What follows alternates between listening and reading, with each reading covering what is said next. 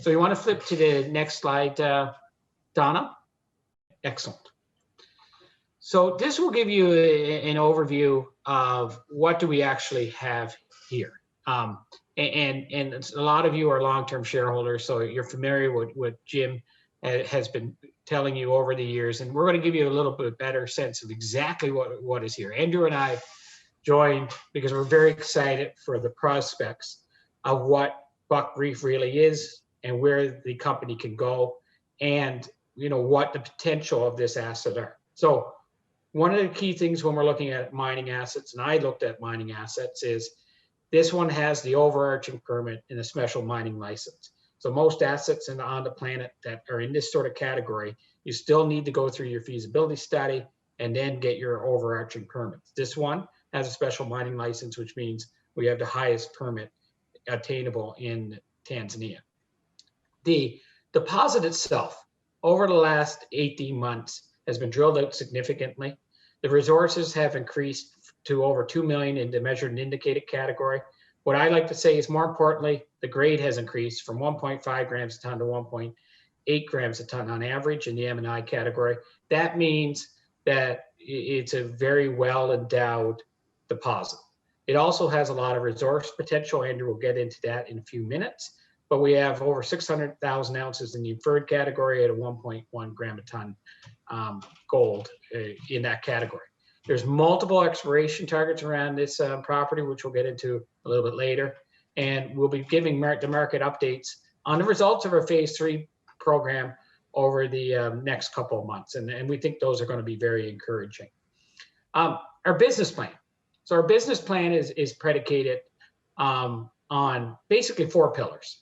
One is, as you are fully aware, we poured first gold in our test oxide plant in June 2020. We are now going to expand that to 40 tons an hour. We've started the land compensation procedures around that, have started the procurement procedures around plant, and are working quite closely with our joint venture partner, Stamenko, on what are the smaller required permits required to get that operation off the ground. The second part of our business plan is advancing a much larger sulfide project. So obviously in 2008, the company published a pre-feasibility study, which was based on a much smaller resource. And now that we have a much larger resource, we'll be looking to make that a much larger project than what was put into the pre-feasibility study. So the major part of that, you would have seen a major press announcement this morning. Our initial metallurgical testing by SGS Lakefield is wrapping up. The results are really good. We're now moving on to the variability testing component of that study, which will basically firm up what our recovery rates are going to be in the first 5 to 7 years of the deposit. What is important around that is the fact that it will make it bankable. Lenders can lend into that type of work, and it will give a much greater sense of what the asset is going to look like over time. Our initial study that came out this morning shows 90% plus recovery rates. We had one at 85, but we've done further testing and we're fairly confident that will get higher over time. The next part of our pillar is ESG. ESG is very important. We take local stakeholders very important and national stakeholders very important. Both Andrew and myself, I come from a background in that. I'm advised a lot of companies and governments on those aspects. Andrew has done the same in a lot of his background, and we do have a very keen focus on that. And then the last pillar, before we get into the slides, is exploration. So Andrew, I'll hand it over to you to just explain some of the exploration potential at a high level until we get to the particular slide. Yeah, just at a very high level, Stephen, thank you very much. Simply put, I'm just absolutely thrilled by the potential of the property. And in particular, on the main zone to the northeast, the very last hole is still wide open to the north. Over and above that, we've got 2 projects that are advancing very nicely, both the Eastern Porphyry, which has got some initial resources on it, and I think we'll have some additional resources on the Buckreef West. Over and above that, we still have to categorize and put together an exploration triangle or a funnel of all the other targets on Buckreef, and the immediately surrounding properties that we have to look at. So I think there's a lot to do. Stephen, on the exploration, back to you. Yeah, thank you, Andrew. Donna, can we move to the next slide, capital structure, please? So as everyone on the phone is probably aware, currently the capital structure has around 250 million shares outstanding after our last equity issuance, which closed roughly last week. The market cap of the company as of last week was around $206 million American. And what I will say is one of the things that we've focused on really since joining is getting out in front of a lot of institutional investors. And what we started to notice is if you look at trading relative to other companies, we're starting to trade like a gold company, following the gold price. And we also are, I believe, have changed the shareholder base somewhat as well. In our last raise, there were 14 institutional investors there, which, we're very proud of our shareholder base. We have a lot of what we'll call a retail shareholder base, which is great. We're starting to get some institutions in, which is really good. And we have still a significant component of friends and family. Next slide, please, Don. So overarching, the asset is located in the Lake Victoria Greenstone Belt. And there's a lot of other really good assets in this area. This is a very, very prospective area in the world. What I would classify it as, and I think Andrew would classify it as being underexplored in general. So there's a lot of the major mines in the area are Geita and Bully and Hulu, both owned by AngloGold Ashanti and Barrick, both part of their core asset group. And we sit kind of in between both of those mining projects in a very prospective area. We're on the inner part of that Lake Victoria Greenstone Belt area. Next slide, please, Don. So this gives you an overview of the history of the company. As I mentioned, the major points here is when I look forward, it's a straightforward business plan. Expand the oxides because the market gives value for people being in production. The oxides are easily put into production. Complete our bankable feasibility study over the next 12 to 18 months. Depending on when COVID does slow things down, and continue our exploration program while working with local stakeholders. Next slide, please.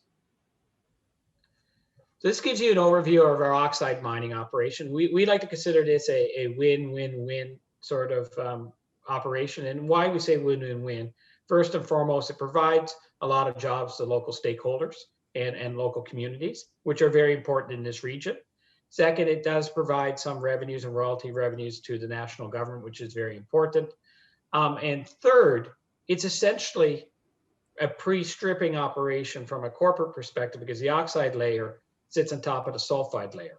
And so it pre-strips the larger sulfide project.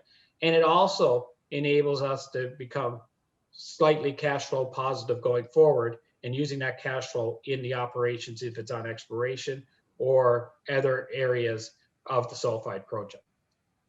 Next slide, please, Don. So here is we'd like to talk about where we're going with our feasibility study. So this is a major project that the company has underway.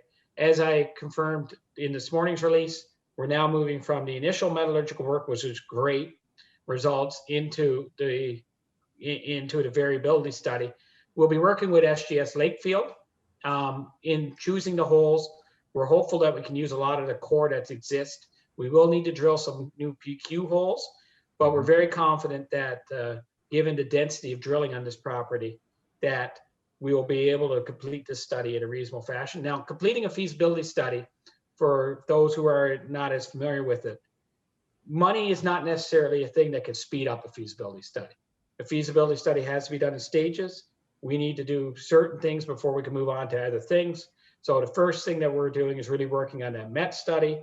That will then determine what our plant looks like, the feed that goes into the plant, all in conjunction with doing pit shells, internal modeling around ore movements, those sort of things. and they all have to come together.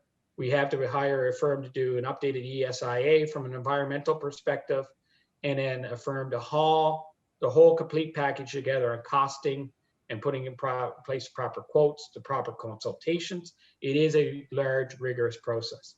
So now we're going to get into a little bit into the geology aspects of things and exploration. And Andrew, why don't you start with the chart at the bottom, then move into the exploration slide? Yeah, thank you again, Stephen. Just what I particularly take away, and I'd like our shareholders to take away from this table, is that we have a majority of our ounces sitting in the measured resource category, which of course is the highest category of mineral resource that one can have. So it's 1.3 million ounces approximately sitting in that category. A lot of it's very shallow, and a lot of it's going to be in the first 5 years of our production. So it's a significant de-risk for us.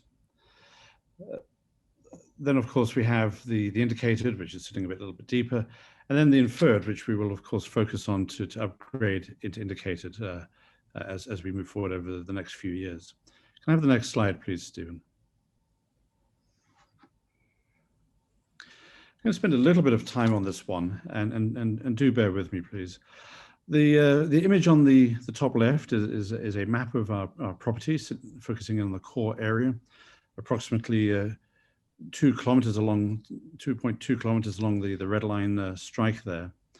And what that's showing is the key main shear zone at Buckreef. The geology itself is very well understood at your property. You'll notice just on the very top part of this, you'll see these little splays coming off. This is very characteristic of Archean shear zone hosted deposits. Now, what I was particularly pleased about on my first visit to site is that the geologists there are very clearly modeling this deposit to what I think are very modern and very clear geological models. So it's very exciting that we're understanding the controls on the mineralization. If you move to the top right slide, it's just a couple of sections through, taken from the technical report from last year. Our listeners today will notice that we've got the green boundaries of the shear zones itself, but look at the colors through this. There's consistent mineralization. So as we have consistency down the hole, so we have it along strike. Again, it gives us that confidence to make our deposit a measured category on the whole. Now, Stephen, you alluded to this morning's press release. Yeah. And this is also characterized by perhaps one of the most spectacular metallurgical holes I've seen for some years, where we had 27.99, let's call it 28 meters, running at just over 19 grams per ton. This is one long, big sample that's put through whole core, shipped over to Canada. The assaying on that is something called screen metallics, which means they've put the whole sample through to assay it. Again, just an incredible result. Obviously indicating some of our higher grade areas. But we've got a consistent deposit. It's very, very attractive. And then if you just want to just cast an eye just on the top left again, right on the top of the image there, one of the last little red fingers coming off, we have a drill hole, just finishing with 308. It's 50 meters at 1.8 grams a ton. It is the last hole on the last section that we have. When people talk about deposits being open, this is truly open, and it's open with an incredibly strong and powerful intersection. So obviously when we get the rigs back on site, this is one of the very first places we'll be drilling. And then finally down to the bottom right, it's a drone composite taken by our survey team using a drone at site. We've got over 110,000 meters of drilling. It's incredibly well drilled. And that's clearly shown in the central part here of the deposit. But what I really want you to look at is the bottom right, down towards where it says legend. There's a series of holes there. This is the Eastern Porphyry. Just under 100,000 ounces in all resource categories are sitting in that. We will, of course, be going back in that area to drill. So we have a satellite pit there. And then on the other side of all the drilling, close to where we can sort of see some of the infrastructure, we're drilling something called the Buckreef West. Now, we gave some of those results in the MD&A at the end of November. further geological work and drilling on that, in my opinion, will make this a mineral resource over the years. So we're going to end up with the main pits quite clearly, and I believe a couple of satellite pits. And that gives us flexibility to meet our production targets going forward. And then just finally, to the bottom left or the southwest is an area called Target 2. It's a geochemical anomaly. Our initial results from that area have again confirmed that in the bedrock we have those higher grade anomalies. Still a lot more drilling to be done to get that to resource, but again, a positive result, speaking to the fact that we have a highly mineralized system here, a higher grade core at the moment being the Buckreef Shear, a couple of up and coming deposits, and then behind that, Target 2. And then as we get to work, we'll be developing more and more targets to bring in here to the life of mine. And we have to hurry up because we're busy building a mine, and we don't want to put a plant or a tailings dam or anything like that on top of a deposit. So we've got to do our exploration work and some condemnation drilling over the next 2 years in quick haste. Stephen, I think that's that for me at the moment. Yeah. Back to you. Well, thank you very much for that, Andrew. Look, I was excited when I joined for 2 million ounces. As you and I both get in and dig in with the geologists and go to site over and over, I think as you see smiles on both Andrew and my face, we're pretty excited for what may be there that's not discovered yet. Stephen, if I may just talk about one other thing. You know, one of the things that's quite clear as we look at the modeling and we continue to sort of analyze previous work, it's quite clear that we have 2 high-grade shoots on the main shear zone. Both of those are sort of plunging to the southwest at about 30-40 degrees. And again, in my humble opinion, as we continue to analyze those results, I'm very confident that in time there will also be underground components and an underground mine here. Yeah, and as we explained in our MD&A in November, the there's a potential for a parallel shear zone here in Buckreef West, and it's forming out fairly well. So we're excited for all of that. Next slide, Donna. Excellent. So on ESG, as you would have seen in some of our press releases, we've now really started to work really closely with our joint venture partner in Stamenko. Stamenko has been revitalized over the last year or so, 18 months. And we have good people on the ground in our region, in Geita region, and access to really good talent, as I explained in the front slide. Stamenko actually has access to really good talent as well. And we're pretty impressed when we sit down with Dr. Venance and his team at Stamenko of some of the people that they have internally. And we believe as we build out that relationship, they will have a lot of value to add to us moving forward and may give us some really good ideas on how to de-risk this asset and move it forward in a much quicker fashion. As you're fully aware, Jim is is always, since the 1990s, he's written a book on this. Sharing is important. In the world today, you need to share with local communities and governments to develop mining assets. That is a requirement. You have to balance local communities, national, and shareholder value. All of those need to be balanced. I think a lot of you have heard me in previous interviews saying that balance has to be there in order to drive shareholder value. And that's one thing that we really focus on. The government has a 45% non-dilutable interest in this property, a similar type of economic arrangement to what Barrick just entered into in Tanzania with the government. Next slide, please. So here you get into an aspect of what I spent a lot of time in prior careers in advising companies on. How do you create shareholder value over time? And part of that is taking a look at your asset, bringing on the right skill sets in order to develop the assets, and then executing a business plan to what the market values over time. So a lot of mining companies will just say, let's go put an asset into production and now create value. Yes, it does. It does to a certain degree. But when you got to step back and you look at the market, and what we see the market valuing currently is assets that can get into production, even if it's small production, and assets that are not science projects, which we have straightforward flow sheet that was confirmed this morning in the press release that we put forward. And the market is currently really valuing ESG components, which we've explained, and they're also currently valuing exploration. So we have all of those type of components in our asset on top of a country that's becoming more investable by the day. So a country re-rate as well. So when we look at that, our business plan is predicated on looking at getting into production. The oxide plant makes a lot of sense. It's predicated on exploration, predicated on moving forward a much larger feasibility study, and also making sure that the local communities get the economic benefits of the mining. So one of the things that we'll be doing is making sure our employee skill set is in a certain radius of the mine. They don't need to be from away if they're skilled or can be trained to be in that certain radius. And we work with local communities to do that. So when we look at where we are currently are, this was as the middle of the month. Obviously, gold has moved up and down in the last week. There's been some volatility, but our ratio should be roughly the same.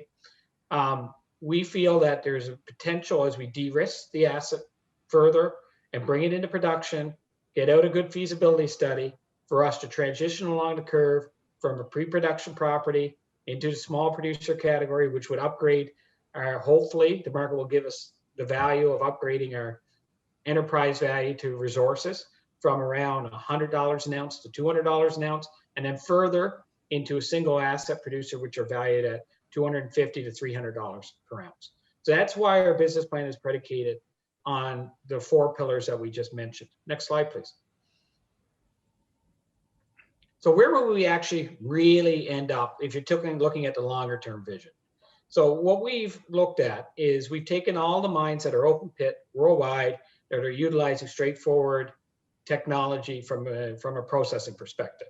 So they're either using CIL, carbon leach, or carbon and pulp, or flotation type technologies that are going to be similar to what we are. So what we are looking at is being a flotation, followed by a regrind, leaching, and then producing doré.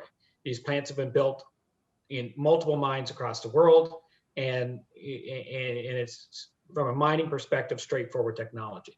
So when we take our grade profile, which is really above average for an open pit mine, particularly newer open pit mines, and then look at our resource potential and plot it on a graph and what our all-in sustaining costs were in our pre-feasibility study, what our longer term goal is to get into high level of attributable ounces of production in our lowest cost quadrant on the right hand corner. If you're looking at the mines there, a lot of them are owned by majors. So if you can get a 10+ year mine with a large amount of attributable ounces of 100,000 plus in a low cost category, you've created a very valuable asset. And that's what we're envisioning for Buckreef. Next slide, please. So this gives you an overview of the current management team. You've heard from both Andrew and myself. What I'll say is, look, we're new to the organization. There will be further changes in the management team over time as we continually become a larger organization, more of from an explorer to a producer. And as I mentioned earlier, one of the corporate strategies is to bring on the skill sets that are necessary to create that value along the valuation curve. Next slide, please.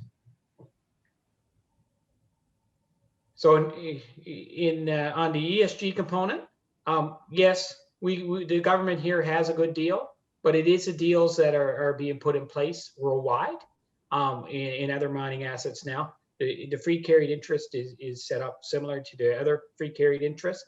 And when you have a large endowment, you can carry this and still create significant amount of shareholder value. As I've explained before, when we're looking at shareholder value and build out and capital needs, we always have guys on how do you create shareholder value over time. We're looking at share counts, we're looking at when capital needs to be issued, and we're looking at making sure and keeping a very good eye on the value creation that can be created over the valuation curve and the amount of equity that's required to do that and what that equates into from a share price perspective. Next slide, please. So COVID is on everybody's minds. We are fully aware of COVID. COVID in Tanzania is rising a little bit, but it has to slow down our operations. We have in place full COVID procedures. We have isolation tents. We have screening. We have evacuation plans. We are being fully COVID compliant. We do not put our employees into any situation in which they feel uncomfortable when it comes to a COVID perspective. Both Andrew and I have traveled during COVID and go to Tanzania on an ongoing basis. Andrew's currently there. I'll be there in a couple of weeks again. Next slide, please. So as I explained before, and this is a little repetitious, we have a straightforward business plan, 4 pillars, execute it, bring in the people to execute it, and hopefully we'll get the market to value us more. We talked to a lot of investors. I think they're very receptive to our story. Andrew, anything to add to that? No, I think the reception we've had, Stephen, has been indeed very, very good, and it's reflected in the recent raise of capital, which has really caught a lot of people's attention and been certainly very well applauded here in country with the senior government ministers that I've met. Thank you. And now we'll open up the floor to any further questions. Well, actually, right now we're going to transition into a little bit more on the markets. And I always love talking to Jim about, global markets, gold prices, equity markets, all of those fun sort of things from a macro perspective. So I'll hand it over to Chairman Sinclair, who's renowned on this topic. Thank you very much, Steve. The shorter story, immediate story, is a tie between the activity in the bond market and the activity in the gold market on a daily basis.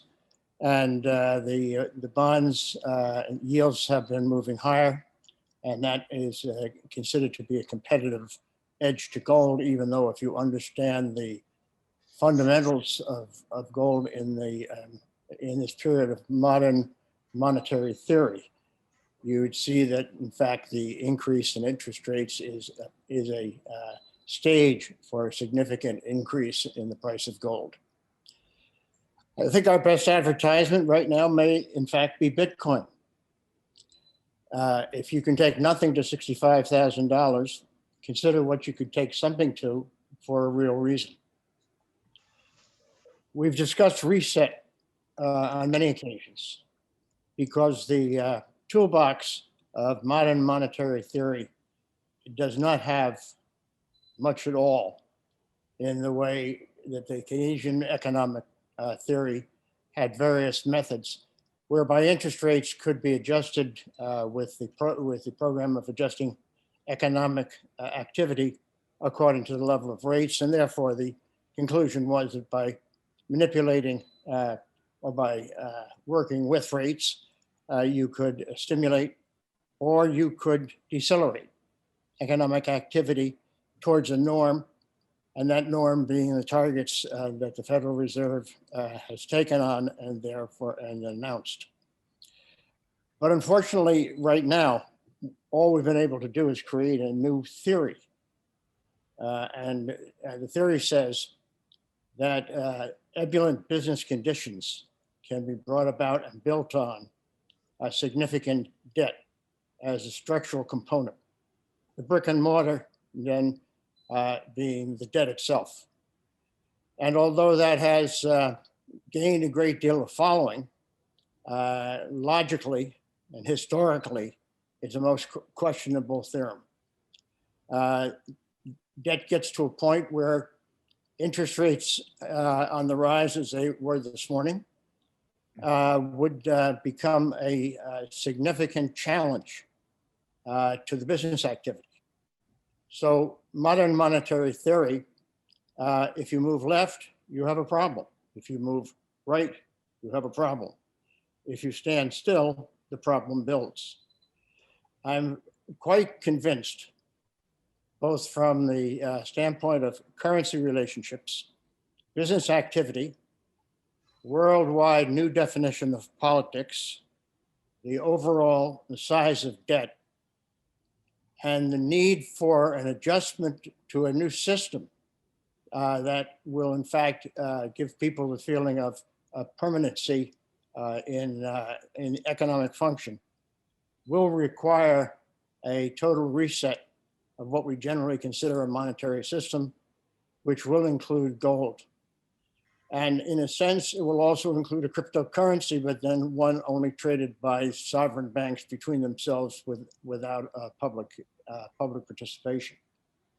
And that's the reason why I say to you that Bitcoin, although it could never be a currency because of its volatility and the impact of that volatility on worldwide economic circumstances, it is a model for what could be used as a debt settlement vehicle if the trading was only between central banks themselves without public participation. We're on the threshold of some very significant and serious changes in the definition of what gold is, and it's moving towards a theorem known as free gold. And what free gold does is change the method of price determination from paper gold, which can be created at will. Right now, for every ounce of gold that's out there, there are 300 ounces of paper gold. That's quite a bit of leverage. And that is one of the nature of new monetary policy, modern monetary policy, that this idea of leverage and debt is a fundamental building block. It is not. What we're mining is not simply a commodity by any matter of means. We're mining money. We're mining real money because it has no liability attached to it. Every other thing called money has a liability attached to it. And the price of our product into two resets. If you take Bitcoin as an example, where nothing became something, then our something could reach a price that is much greater than most people expect. So when reviewing our studies, be very attentive to the sensitivity scales, because the sensitivity scale will take you from what is this thing worth now in present time on a cash flow basis to what type of cash flow and therefore what type of value could we look for at different prices of gold. And I think that the key to this project, which has been already discussed by our experts, is the sensitivity nature of being able to control costs as the value of the final product rises. I also feel being in Tanzania is a benefit to us. Tanzania has gone through a transition, through a bit of confusion, but has come out as a country run by a person whose basic thesis is that the cancer of any developing society or any society, our society, is corruption. And it has become a major no-no. And if we could pray for anything, it would be a non-corrupt environment in which to deal. The Chinese have an interest in Tanzania. And right now we have a very serious economic challenge from China. China and Russia are the largest holders of gold. It would almost seem as if they may have taken a look at the playbook and see what the end result will be. I honestly believe that we're standing upon a very serious deposit, much more so than the immediate results would show in the 43101 categories. We will see, but I'm quite confident, become more confident every day. Now, should gold rise to 20% of what Bill Holter and I think it could, it would have a dynamic impact on this company that you can see very simply from the forthcoming studies that are being done with the sensitivity scales. And I think that the new management represents the skill set, experience, reputation, position to take this now from where we were in exploration to identification of asset now through to production and proper valuation. It's transition, and the transition takes some time, but it is happening. So I look for gold to sell at $multi-thousand per ounce. I look for our sensitivity scale basically to go off the top of the graph. And I look for market recognition of this industry, much different than it has been over the last 4 and 5 years, and our success therein. Thank you. Thank you very much, Jim. Donna, do we have the questions in? You're on mute. Yeah, I emailed them to you. We only got 2 questions? No, I sent you a third one. Okay, let me take a look, and then I will.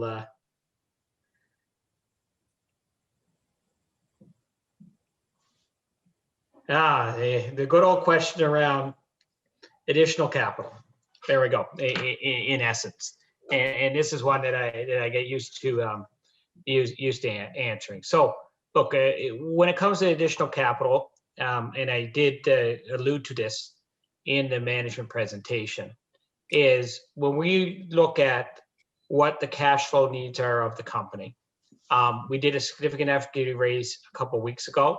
That should carry us mostly through the next year to get the oxide plant into production. And then when we're looking at capital further on out from there, as we mentioned, Andrew and myself are really looking at exploration. How much is really there? That may cost some money. And when we look at additional capital, we look at it in a way that what will that capital do? What will it create? And ultimately, does it add shareholder value across the entire shareholder group? And making sure that when we look at that equation, when we're framing out, okay, what are the capital needs of the company? We look at share count, and we look at, trying to do our best at figuring out what the projected share price should be when we're issuing capital, given what the expectations we have on what that capital will do. So if we can have an exploration program that we spend money on that adds ounces at $10 an ounce, and the market gives us $100 in value, I think we would do that equation most of the time. Any other questions, Donna? I sent you a second email with a third question. The sulfide plant. Okay, so will we need to raise additional capital for the sulfide plant? I fully expect the oxide plant will create some cash flow, but the sulfide plant, the costs are yet to be determined. And the structure of how that will be built out is yet to be determined. So in the pre-feasibility study, you would have noticed that the 75 million in CapEx was funded over 3 years, in which you only required 35 or 40 million of that to be spent up front. Now, what we'll be looking at is on the sulfide plant is how much of a debt facility we can put on that from a third-party perspective with major banks. This project should have the economics to support that. We'll also be looking at the amount of what I call mining finance that can be put on to the actual project. And then we'll be looking at what the equity component is, and that's yet to be determined. We don't have a great sense of that. Theoretically, I do, but we need to get the capital cost, the ramp up period, and the amount of equity that will need to be raised. And then we need to know the timing of that to figure out how much the oxide plant is going to produce to contribute to the equity of the sulfide plant. So what our goal is here is to get, from a value creation perspective, the feasibility study, complete it, show the market that we have a great asset in a feasibility study, that we are capable of producing significant ounces attributable to us on our 55-45% basis for a long period of time. And that will that hopefully will be valued appropriately by the market and be a hedge against any dilution. Any other questions, Don? I sent you another one, and another one's coming shortly. Okay, thank you.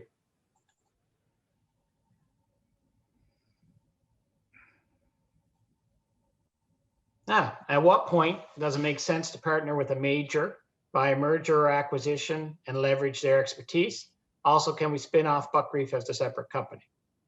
So, good question.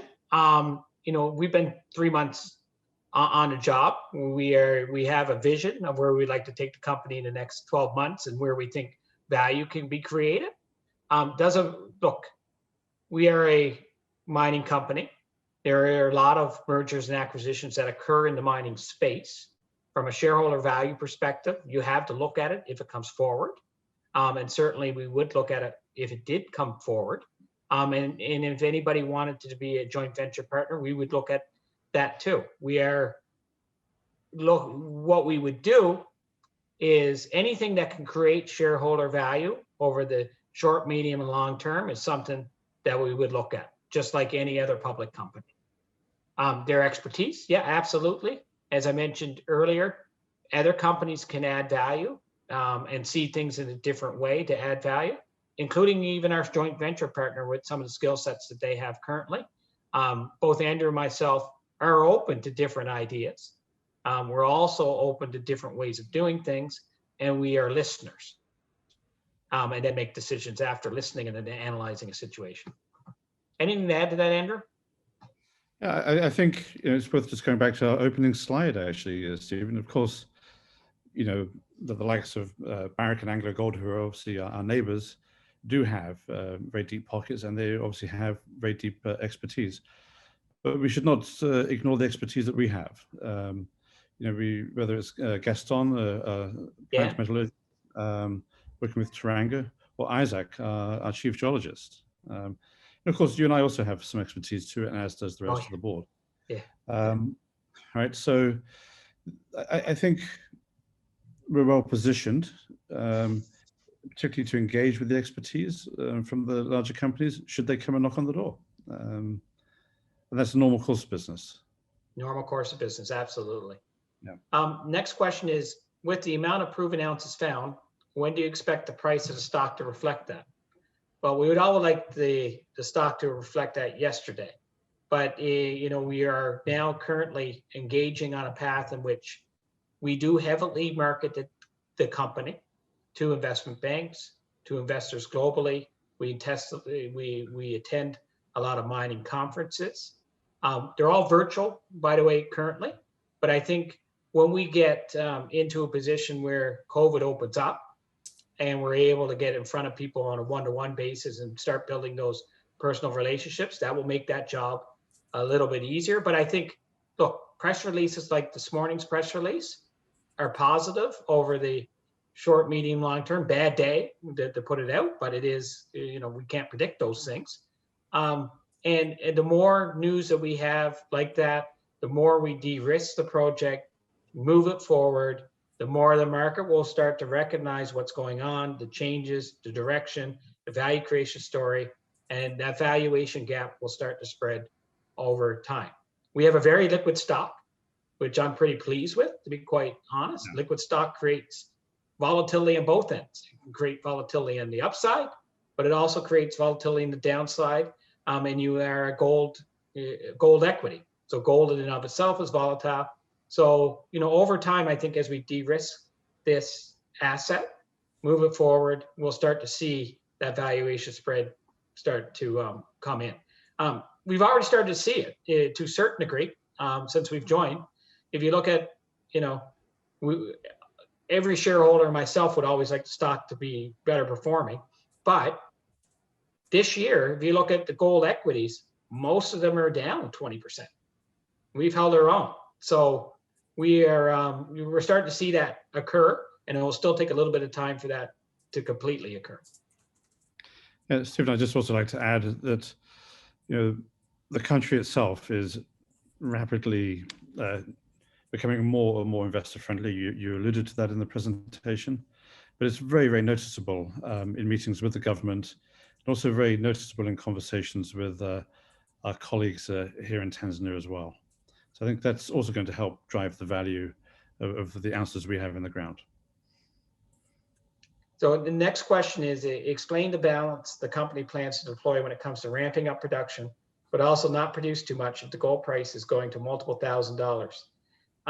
Is there a preferred ratio to have between production and large untapped proven resource? So this comes into what we were explaining in the management presentation. What you have to do is step back, and the market values assets over time differently. Back in 2012, it was mainly resources in the ground. Currently, the market is valuing assets that can get into production, that have a profile of attributable ounces of production of 100,000 ounces per year, as well as a long mine life. So what we do as a management team is look at what does the market value and how can we develop our plans with the asset that we have in order to maximize value based on what the market is valuing. So there is a balance, but certainly having a 250,000 ounce 4-year mine life is probably not as valuable as having a 100,000 ounce 20-year mine life. So there is a balance. We look at those sort of things over time, all the time, to figure out what is the optimal build. Also, capital comes into that as well and how you finance it. So as I explained earlier, we constantly look at capital needs versus share count and what is attainable.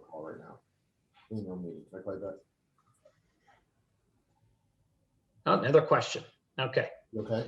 Yeah, this is my favorite one. Explain the recent last month average daily volume going from 300K to $7 million per day. Okay. What has the amount of shares to trade daily like that? What has done that? Well, you know, I think a lot of companies would be asking the same question. We're not the only precious metal or mining company that has traded significant shares over the last month. We can list about 10 of those. We see they have sometimes similar trading patterns to ours. I think part of the reason for the increase is the market is catching on to some of the things that we're doing. We did remove the variable convertible debt. That had a significant impact on our overhang that was there with that. We also are in a very changing market that a lot of companies have traded a lot more volume. And like I said, volume is a good thing to have. And we believe that part of our volume increase is based on fundamentals of what's going on in the company. Part of it's based on generally what's happening in the market, particularly to some precious metal stocks as well.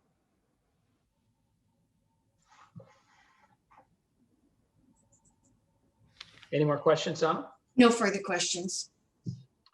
Well, thanks everyone for attending this year's annual general meeting. As always, if you have any further questions, and please reach out to Michael Martin, our investor relations manager, and we're more than happy to engage with any shareholder at any time. And we're very appreciative of the support that the shareholder group has given us prior to us joining and over the last couple months. And we look forward to very much building a very valuable mining company for shareholders, local stakeholders, and national stakeholders in Tanzania as well, and keeping a firm eye on our equity shareholders. Thank you. Thanks, Steve.